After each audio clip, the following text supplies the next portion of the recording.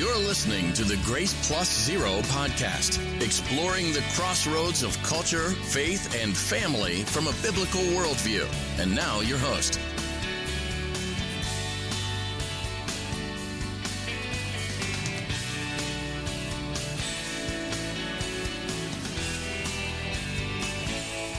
Why do churches grow weak and die? You're listening to Grace Plus Zero. I'm your host, Brian Moore, and this is an episode of Crumbs. Thank you for tuning in. And on this episode, we're going to be asking the question and talking a little bit about why do churches grow weak and die? There's a lot of changes in economic patterns in our country today, and it has been going on for several years. They've taken a lot of people away from the rural areas that they live in. It's taken them away from the churches that they belong to, the family churches that they grew up in. They've had to be, relocate away from those things. In many cases, the building still stands, but the people are gone. And these changes have much larger effects upon us than we actually realize. There's changes in our culture in regards to moral standards. These particular things rob churches of the principles that formerly made them strong. And in order to maintain the desired standard of living that's now expected, a lot of people have to take on two jobs, or in most cases, both parents work jobs, and sometimes that in itself isn't even enough. And this itself has also damaged the family. And in damaging the family, it's also damaged the relationship with the church also. There's all kinds of things out there in the world to pull people away. There's a lot of entertainment, a lot of worldly activities and things that occupy our thoughts, and whether it be sporting events, vacations, reunions, even rest sometimes can get in the way of our faith. For the most part, all of these things, in some cases, and very unfortunately, become more attractive than the basic, everyday, simple service toward God. A lot of parents today don't respect the church in the same way that they once did, and they don't teach their children to look at the church with the same amount of reverence that their parents taught them. And when I talk about the topic of this particular episode about churches dying, I'm not talking about like an empty building, this church or that church had to close its doors because there wasn't enough members. That's not what I'm talking about. The strength of any church is its spirituality, not the numbers in the church, not the location of the church, not how nice the building is, and not how much money is in the treasury account. None of those things measures the strength of a real church, but the spirituality of that church, that does measure how well blessed that church is. I personally know of a lot of churches that have a lot of people in the congregation, but for the most part, the church services are just cold, dead. Nothing's happening there. And for the most part, the preaching of the gospel gets about as much reaction, I guess you could say, as an old fence post would. It's very drab. It's not enlightening. It's not thought-provoking. And it's not filled with power and demonstration of the Spirit of God. And that can be in churches that are rather large. Small congregations can be very strong spiritually. They don't have to be a big number. And if the Lord honors a congregation, regardless of the size of it, if He honors the congregation with His presence, that congregation is going to be well blessed. But what I'm trying to suggest here is that when people start honoring man and things of that nature, you will start to see a decline in church growth and church decay. And eventually what that can do is it can cause a church to grow weak and die. There are cases, and we know this, where people basically insist on honoring men. I mean, King Saul was a perfect example of it, but people like to fill the church with activities that are catchful to the eye, activities that are pleasing to the flesh, and they as in an attempt to do these things, they introduce many things that are contrary to God's word, and without even realizing it, what they're doing is they're getting weak, and they're slowly dying on the vine, if you will. A lot of people can look and say, well, our church is wonderful. We have so many hundred people attend church on Sunday. But is that church blessed with spiritual blessings? Does God fill that church with His presence? You can have the numbers and still not have what it makes and means to constitute a church. And I think that's the problem. Without the blessings and grace of God, you're not going to have what you need to have in a church.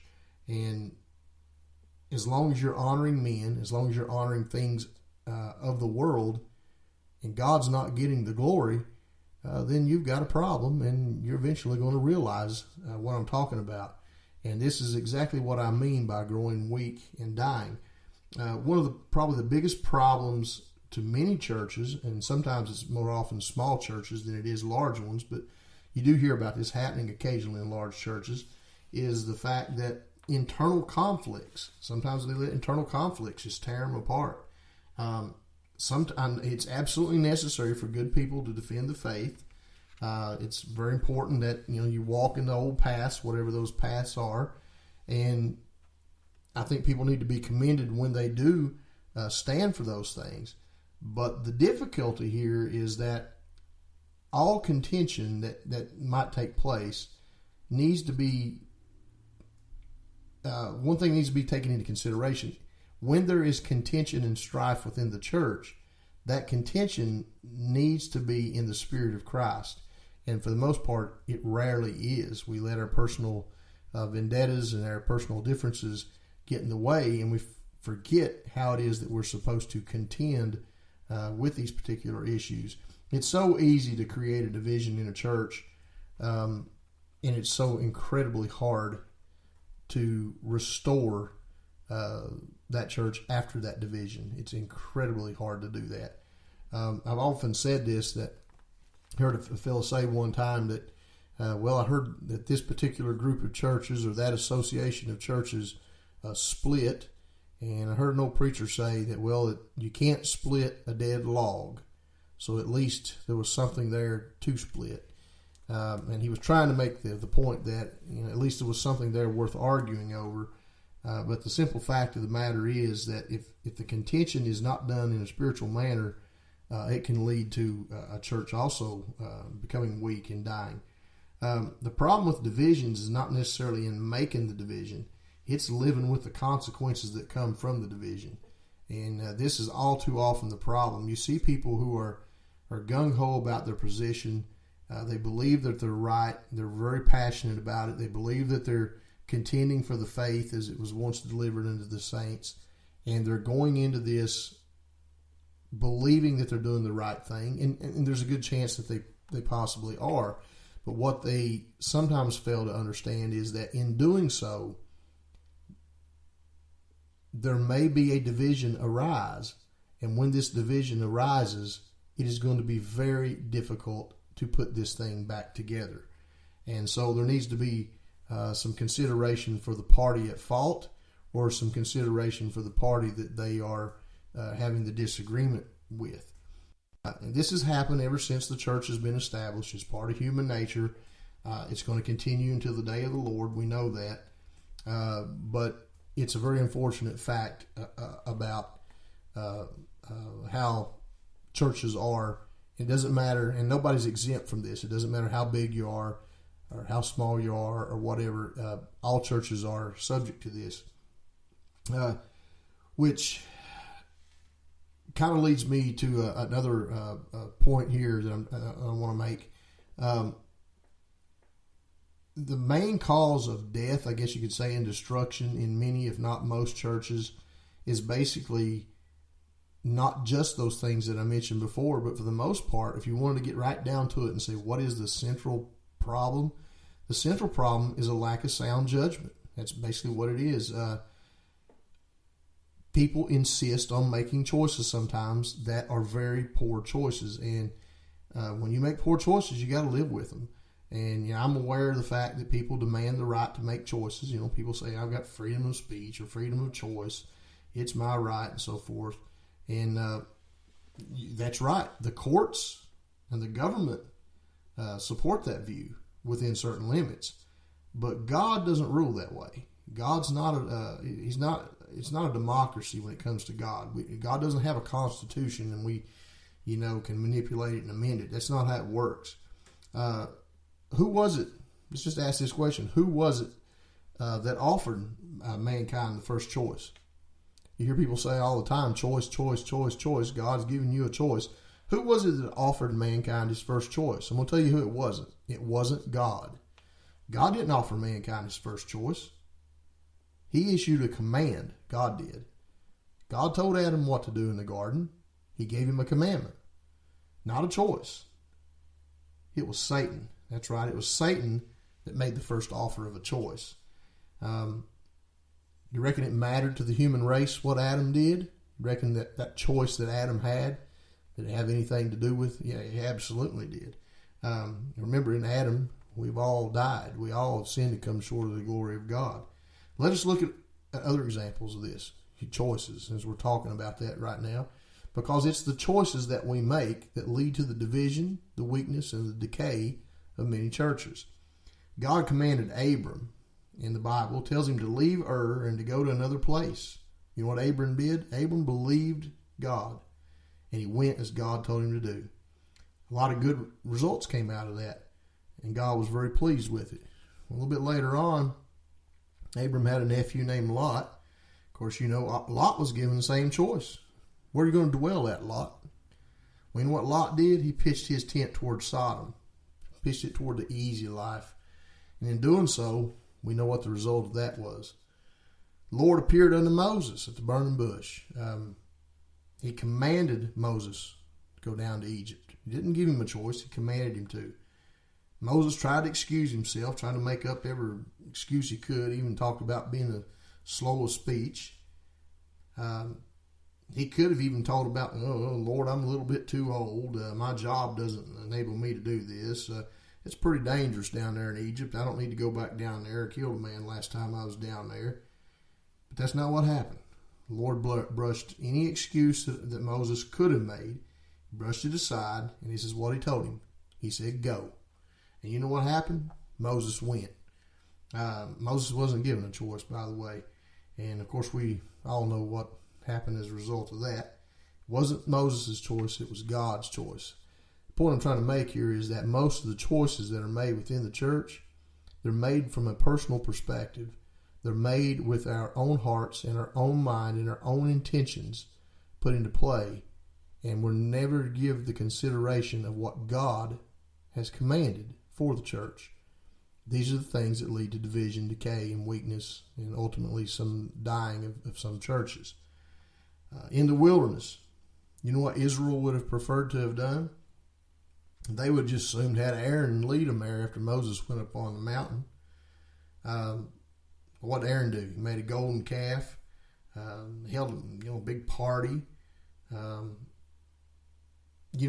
It's sort of like the world, the idols of the world and the men of this world. They don't make restrictions for things like the Ten Commandments. People say, 10 Commandments are outdated. They're a little bit old. Get rid of these things. We'll live and do things the way we want to. That's actually how the modern world lives. But you know what happened? Human nature is still the same as it was then. And people look at the church the same way. We'll do it the way we want. I know people who have introduced some incredibly strange and in some cases blasphemous things into the church because it was their choice. It was their preference. I recently heard someone make a comment that they were looking for a new church to attend, and this is what they liked in a church. And they started listing all the things that they liked in the church and probably listed 6 or 8 things. And I'd say out of 6 or 8 of them, at least 5 of them were non-biblical and 5 things that was not ordained by the Word of God. And I said to myself, this person doesn't want to attend God's church. They want to attend their church. And because of that, that place is going to be void of something. You could go on and on and on and look at all these different examples, and I'll give you another good one. You know, those people that were in the wilderness as they were struggling and moving along, as God had chose for them to do, you know what happened? They still ate manna. They drank water out of the rock, and the Shekinah glory of God guided them through the desert. Some people, I've heard people say this. They say, well, God offered, not God, but Joshua offered Israel a choice. He told them, choose who you'll worship. I think it's in Joshua 24. Choose who you'll worship. And they'll apply that to the modern day church. Choose this. Choose which church you'll attend. Choose how you'll do this. As if everything is based on what is best for you. That's not what Joshua did, by the way. I'm not going to get into it here much this evening, but he didn't do that. He basically stated his own intent to worship God, and any of the idols else that they might have chose from, he pretty much told them it was going to lead them to destruction because they wasn't worshiping God. The choice wasn't to choose God or what God, or choose heaven over hell. That was what Joshua was telling them about. And people look at the church much the same way as they misinterpret this particular scripture and to say that we can choose, this is our flavor of the day. I like chocolate ice cream, but I'm not going to go to church that serves vanilla ice cream because I'm a chocolate ice cream lover. That's the way people look at church today. That's not how it works. It's about what they want, at least that's what they think, but that's not how it works. It's God's church. It's not man's church. And I can assure you, for the most part, that when Joshua said that, he wasn't telling them to go choose which denomination they would rather go or which one that had the best thing that pleased their palate, if you will. That's not what he was talking about. The Bible has tons of examples like this in which man tries to make a choice, and God had already made the choice, and man tries to put his flavor on it. And this is a lot of the reason why churches wither and die, is because people forget and they lose focus about what the church is about and whose church it truly is. Jesus was the only person who ever lived his entire life on earth who did the Father's will. He was the only man who never had to make a sin offering for himself. And then you look at someone like Saul of Tarsus, who spent all his early years pursuing his choices and what he wanted. Where did that lead Saul? It didn't lead Saul down the path that he needed to be. But what happened? The very people that Saul set out to persecute ended up being the very people that he went to preach to. You see, Saul had his own flavor. Saul had his way of doing things.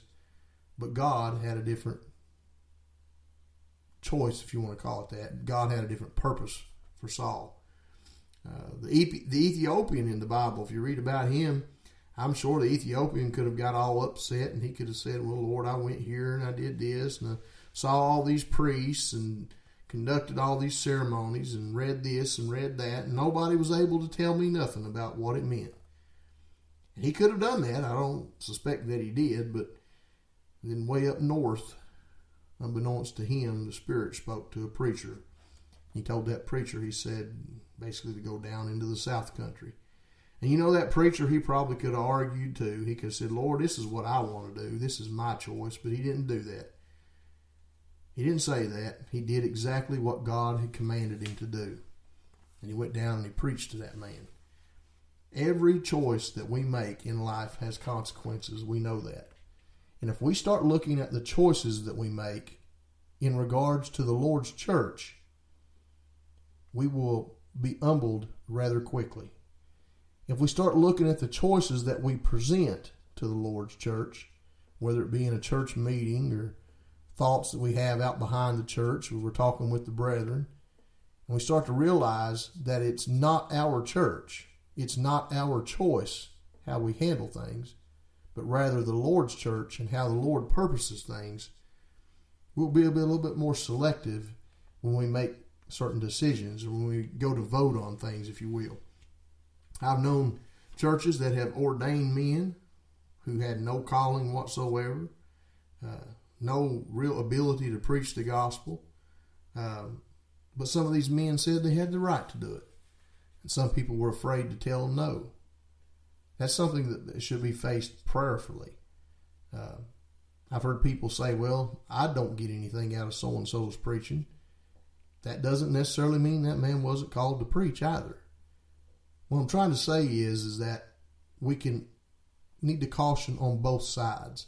We can't just make decisions randomly.